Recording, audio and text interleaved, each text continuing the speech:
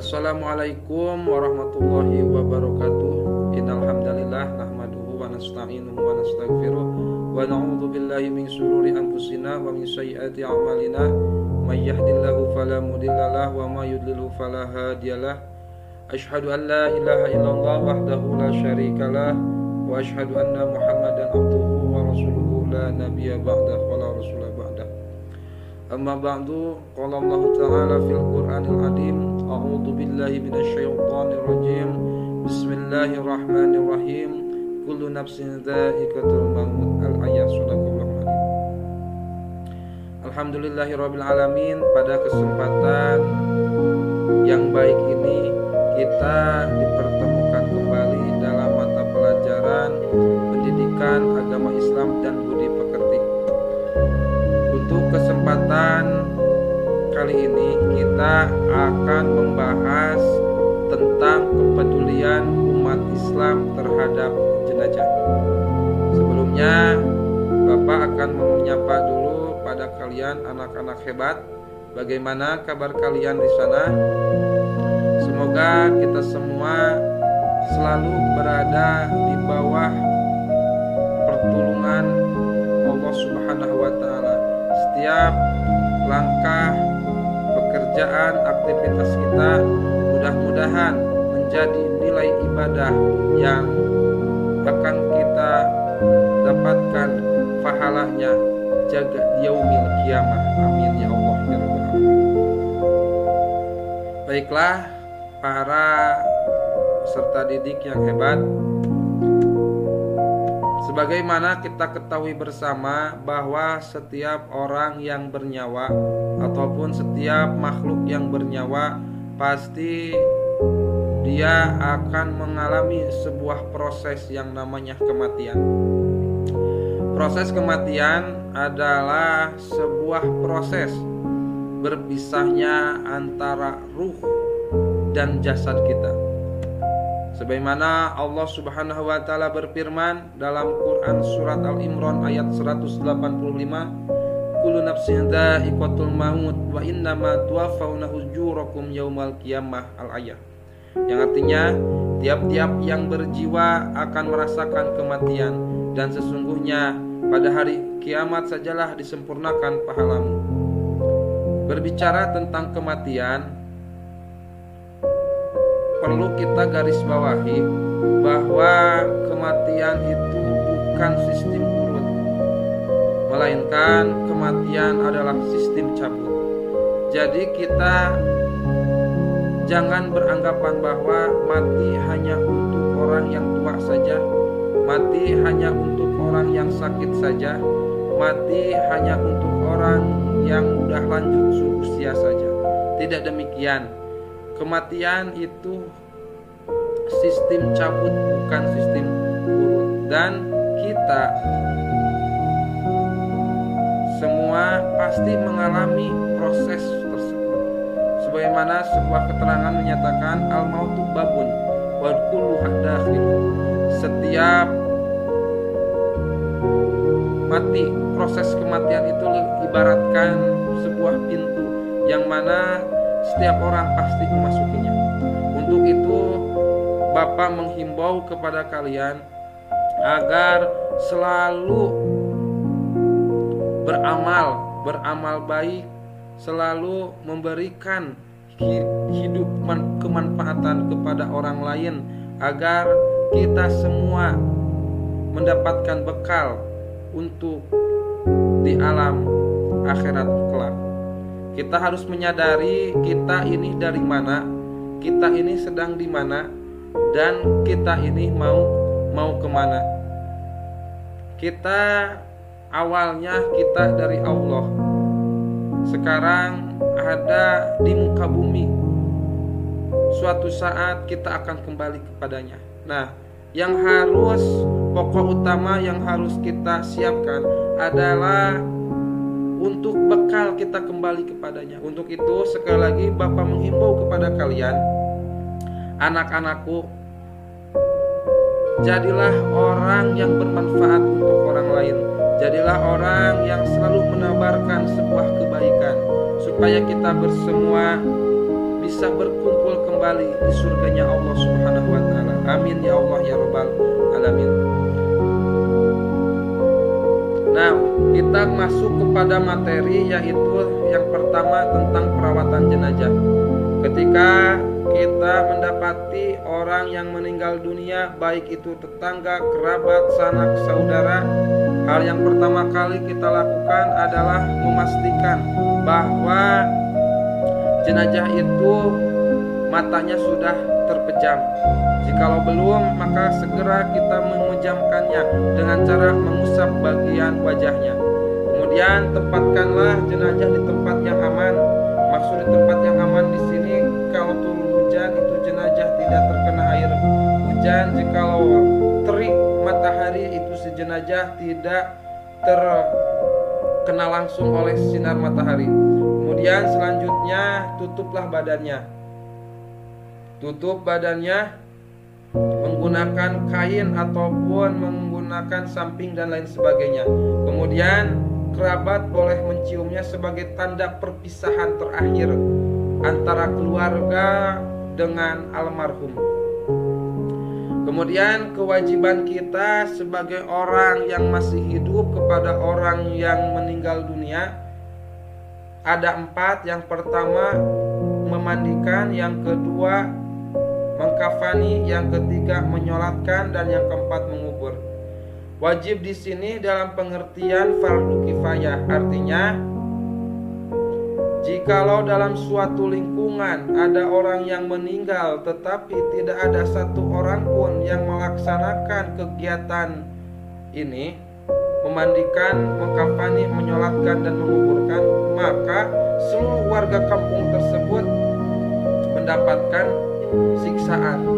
Tapi apabila ada satu orang saja yang melaksanakan kewajiban tersebut, maka gugur ataupun semua warga kampung di sana terbebas daripada kewajiban itu. Itu namanya fardu kifayah.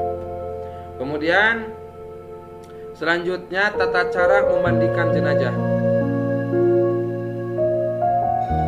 Syarat utama jenazah dapat kita mandikan, yang pertama jenazah tersebut beragama Islam. Kemudian didapati tubuhnya meski hanya sebagian. Contohnya almarhum meninggal dunianya syariatnya karena tabrakan ataupun karena tenggelam ataupun karena jatuh dari pesawat terbang, yang didapati hanya bagian kepalanya saja, maka kepala tersebut wajib kita mandikan. Ataupun yang didapati hanya bagian kakinya saja, maka kaki tersebut wajib kita mandikan.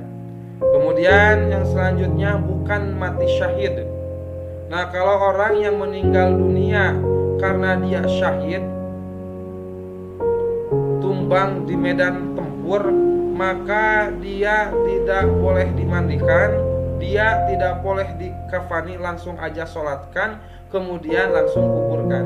Biarkan baju yang mereka pakai untuk berjihad itu menjadikan saksi di yaumil kiamah bahwa dia itu matinya mati syahid.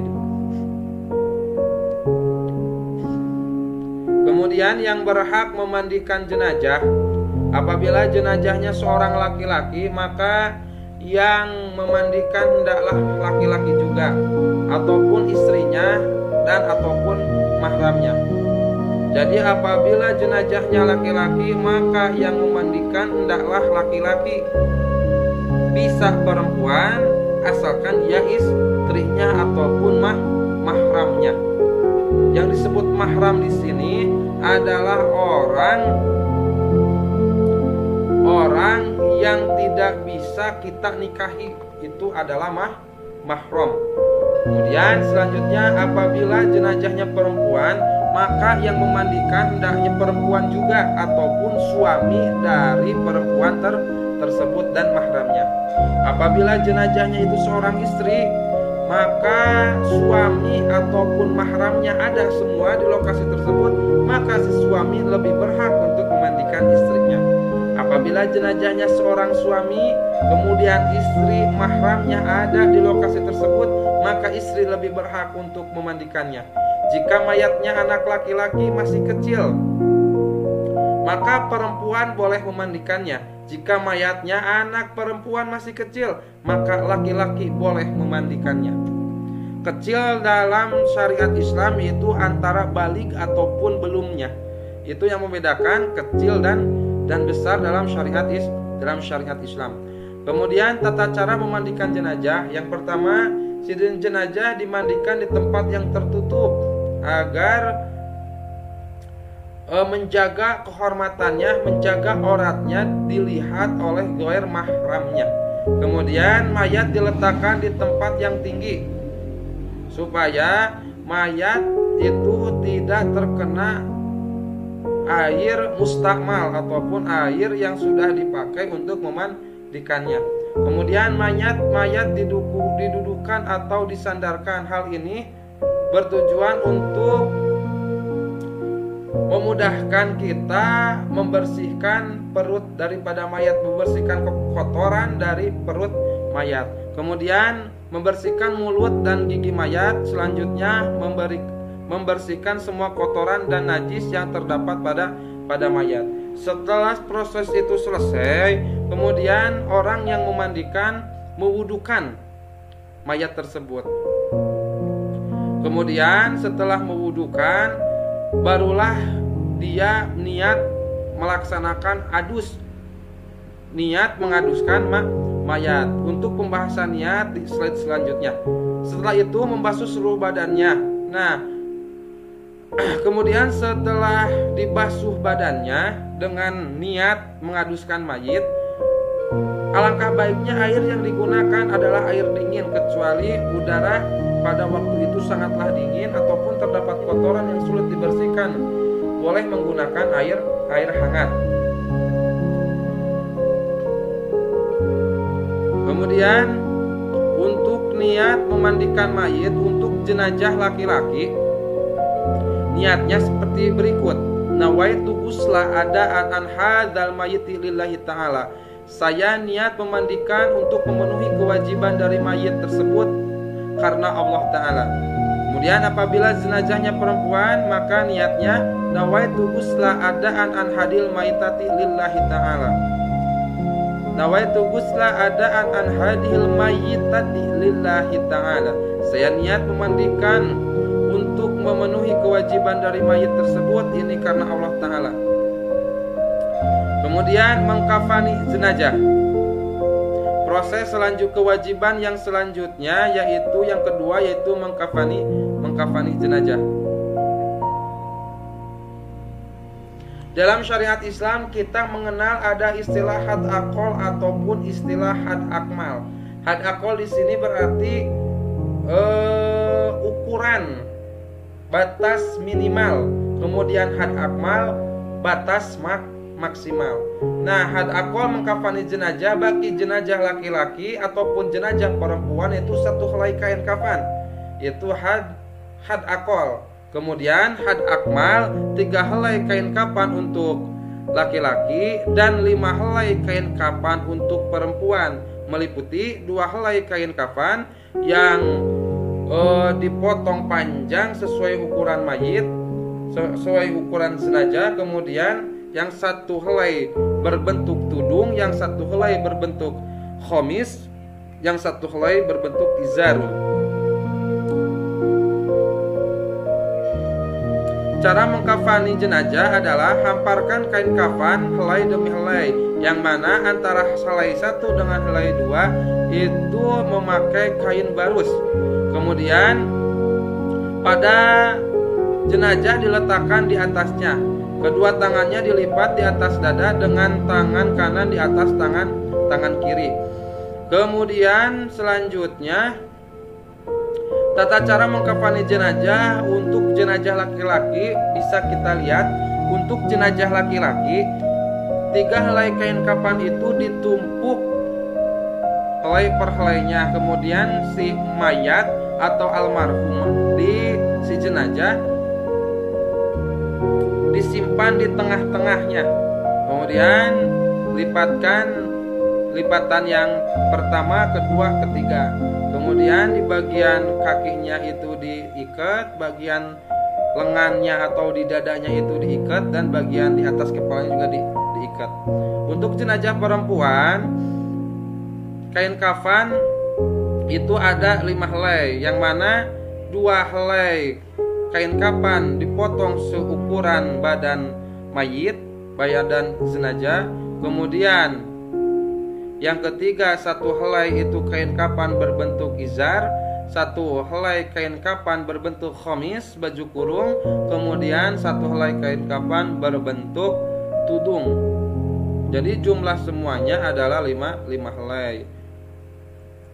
Kemudian kewajiban selanjutnya yaitu menyolati jenazah. Rasulullah SAW bersabda, anna Rasulullah SAW kana yu'ti birrijalil mayyit ala hiddin fayas'alu hal taraka lidainihi min qada'in fa inna hadasa anahu taraka wafa'an shalla alaihi wa illa qala sallu ala sahibikum. Rasulullah SAW pernah didatangkan kepada beliau seorang jenazah laki-laki. Laki-laki tersebut masih memiliki hutang, maka beliau bertanya, apakah ia memiliki harta peninggalan untuk melunasi hutangnya? Jika ada yang menyampaikan bahwa orang tersebut memiliki harta peninggalannya untuk melunasi hutangnya, maka Nabi pun menyolatinya. Jika tidak ada, maka beliau bersabda, sholatkanlah saudara kalian. Artinya, seorang jenazah, Rasulullah SAW tidak berani menyolatkan seorang jenazah yang masih ada kaitannya dengan hak adami seperti hutang, janji, dan lain sebagainya. Kemudian syarat jenazah bisa disolati. Yang pertama, suci, baik suci badan, tempat, dan pakaiannya. Dalam hal ini kain kafannya. Kemudian sudah dimandikan dan dikafani. Kemudian jenazah sudah berada di depan orang yang menyolatkan atau sebelah kiblat. Selanjutnya, jenazah diletakkan paling depan, posisi imam. Apabila mayit laki-laki, si imam berdiri di dekat kepala mayat. Jika mayatnya itu wanita, maka posisi imam berdiri di dekat perutnya. Untuk mendapatkan fadilah minimal shop dalam sholat jenazah sedikitnya itu dibuat 3 baris. Jika orang yang menyolatinya 10 orang, hanya 10 orang beserta imam, maka dibuat 3 baris, berarti 3 orang ke belakang. Ini untuk menggapai fadilah. Kemudian sholat jenazah dilakukan dengan 4 kali takbiran, tidak ruku, tidak sujud, dan lain sebagainya. Kemudian niat sholat jenazah untuk jenazah laki-laki. Usolli ala hadal mayiti arba'at takbirati fardhu kifayah. Imaman apabila kita menjadi imam, makmuman apabila kita menjadi makmum lillahi ta'ala. Kemudian niat sholat jenazah untuk jenazah perempuan. Usolli ala hadhil mayitati arba'at takbirati fardhu kifayati imaman makmuman lillahi ta'ala. Kemudian apabila si jenazahnya itu anak laki-laki, maka niatnya usolli ala hadzal mayyiti tifli arba'at takbirati fardhu kifayah makmuman lillahi ta'ala. Apabila jenazahnya itu anak perempuan, usolli ala hadhil mayyitati tiflati arba'at takbirati fardhu kifayah makmuman lillahi ta'ala. Kemudian setelah takbir pertama, kita membaca surat Al-Fatihah. Mari kita sama-sama membacanya. A'udzu billahi minasy syaithanir rajim. Bismillahirrahmanirrahim. Alhamdulillahi rabbil alamin. Ar-Rahmanir-Rahim. Maliki yaumiddin. Iyyaka na'budu wa iyyaka nasta'in. Ihdinas siratal mustaqim. Siratal ladzina an'amta 'alaihim ghairil maghdubi 'alaihim waladdallin. Rabbighfir lana wa liwalidayna amin. Setelah takbir pertama, kita membaca surah Al-Fatihah. Setelah itu kita melakukan takbir yang kedua. Setelah takbir kedua, kita membaca sholawat kepada Nabi. Allahumma sholli ala sayyidina Muhammad wa ala ali sayyidina Muhammad kama shallaita ala sayyidina Ibrahim wa ala ali sayyidina Ibrahim wa barik ala sayyidina Muhammad wa ala ali sayyidina Muhammad kama barakta ala sayyidina Ibrahim wa ala ali sayyidina Ibrahim fil alamin innaka Hamidum Majid. Kemudian kita takbir yang ketiga. Setelah takbir yang ketiga, kita membaca doa khusus untuk mayit. Apabila mayitnya laki-laki, maka menggunakan Allahumma gfir lahu. Apabila mayitnya perempuan, menggunakan Allahumma gfir laha.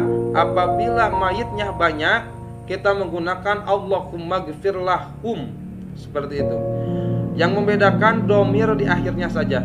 Allahumma gfir lahu warhamhu wa'afihi wa'fu anhu wa akrim nuzulahu wa wasi madkhalahu wa ghsilhu bima'i wassalji wal barad wa naqihi minal khataaya kama yunaqqa thawbul abyadu minad danas wabdilhu daran khairan min darihi wa ahlan khairan min ahlihi wa zawjan khairan min zawjihi wa qi fitnatal qabri wa adzabin nar. Setelah itu kita melaksanakan takbir yang keempat. Setelah takbir yang keempat, kita membaca doa khusus untuk mayit. Allahumma la tahrimna ajrahu wa la taftinna ba'dahu waghfir lana wa lahu. Untuk mayit laki-laki. Untuk mayit perempuan, Allahumma la tahrimna ajraha wa la taftinna ba'daha waghfir lana wa laha. Apabila mayitnya banyak, Allahumma la tahrimna ajrahum wa la taftinna ba'dahum waghfir lana wa lahum. Kemudian kita membaca salam. Assalamualaikum warahmatullahi wabarakatuh. Assalamualaikum warahmatullahi wabarakatuh. Selanjutnya kewajiban yang ketiga adalah, yang keempat adalah menguburkan jenazah. Rasulullah SAW bersabda, asri'u bil jenazah fa inna taqus solihatan fa khairu tuqaddimunaha wa iyyak siwa dzalika fasyarru tad'unahu an riqabikum. Artinya, segeralah mengurus jenazah, karena jika jenazah itu adalah orang soleh, berarti kalian telah mempercepat kebaikan untuknya. Dan jika jenazah tersebut adalah orang selain orang soleh, berarti kalian telah meletakkan kejelekan di pundak kalian. Hadis riwayat Bukhari dan Muslim. Jadi hadis ini menjelaskan tentang keutamaan menyegerakan pemulasaraan jenazah. Ketentuan-ketentuan dalam mengubur jenazah. Yang pertama, liang lahat dianjurkan untuk dibuat seluas mungkin. Menurut ajaran Islam, kedalaman liang lahat harus setinggi orang yang berdiri di dalam liang lahat tersebut dengan tangan melambai ke atas.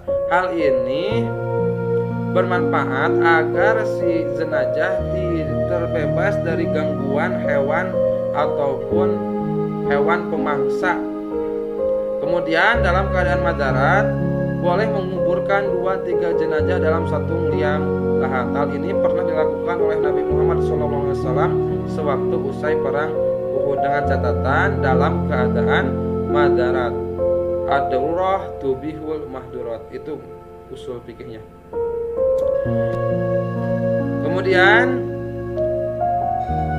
kita meletakkan mayat di dalam kubur, kita berdoa Bismillahirrahmanirrahim. Kemudian ketentuan lainnya adalah larangan memperindah kuburan. Hukumnya itu adalah makruh. Kemudian sebelum dikuburkan, ahli waris ataupun keluarga hendaklah bersedia menjadi penjamin atau menyelesaikan atas hutang-hutang si mayat jika ada. Intinya, si mayat ataupun orang yang sudah meninggal dunia sebelum dikuburkan dia harus terbebas daripada hakul adami ataupun sangkut paut dengan manusia lain. Itu bisa berbentuk sangkut paut masalah hutang yang belum dibayar ataupun janji yang belum ditepati. Makanya ahli waris harus bersedia menjadi penjamin atas hutang ataupun janji dari mayat tersebut. Mungkin demikian pemaparan yang bisa saya sampaikan pada kesempatan hari ini. Mudah-mudahan sekecil apapun pengetahuan yang kita dapatkan pada kesempatan hari ini, mudah-mudahan dapat bermanfaat. Hadanallahu wa iyyakum ajmain. Summa salamah. Wassalamualaikum warahmatullahi wabarakatuh.